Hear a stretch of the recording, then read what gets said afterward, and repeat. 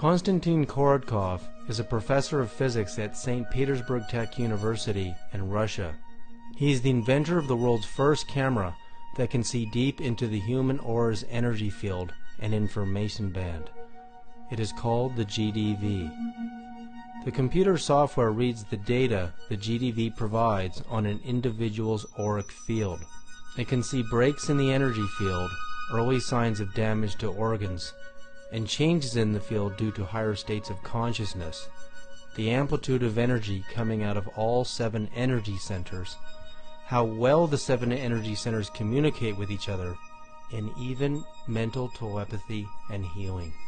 So it was really a very interesting time because we were able to organize a research laboratory, a research center outside of the city in some remote place. We took a house.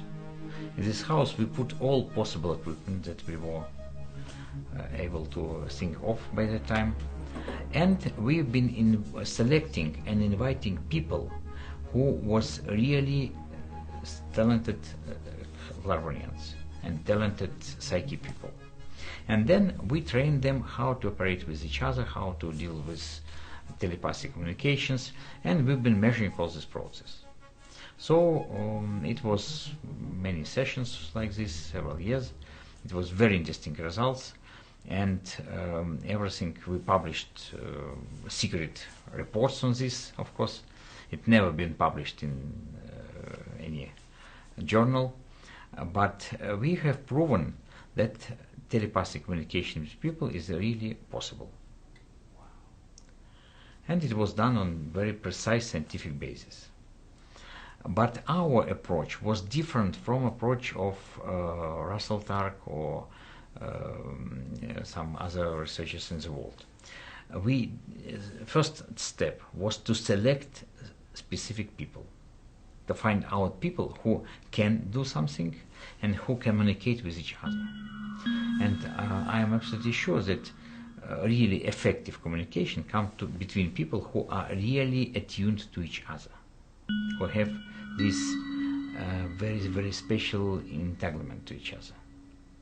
It may be men, women, it may be men, it may be women, it doesn't matter. It's not a gender difference. It is a topic of, I would say, spiritual interconnections. And if they have it, then they may be trained how to interact with each other. So from our point of view, when we've done these experiments, and we are doing these experiments up till now, it is very important to select people, to train them and attune to each other. Then it may be effective communication. Do we receive messages from others without even knowing it?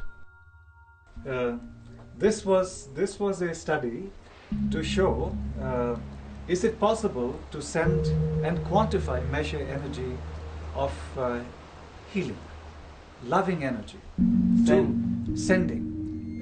So if we send loving energy to another being who is not directly in front of you, but in another space, will they receive it? And if they receive it, how does it show? Wow. That was the purpose, and this was done with a team of researchers in Slovenia. So here we see that you've got the person who is sending energy. This is the right side, is sending of energy, and on this side is the receiving of energy.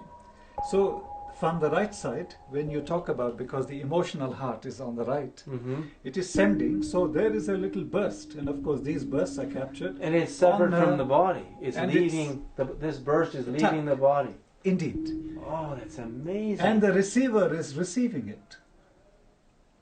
And look at the shape of that too. How far away are they physically from each other during the experiment? 2 buildings. 2 buildings? 2 buildings. So this burst of energy traveled 2 buildings and went to this person who was the receiver. And this is documented scientifically as biophoton emissions. Yes, yes. If we attempt to send someone we are tuned into a message with our mind, will they hear it? Will they receive it?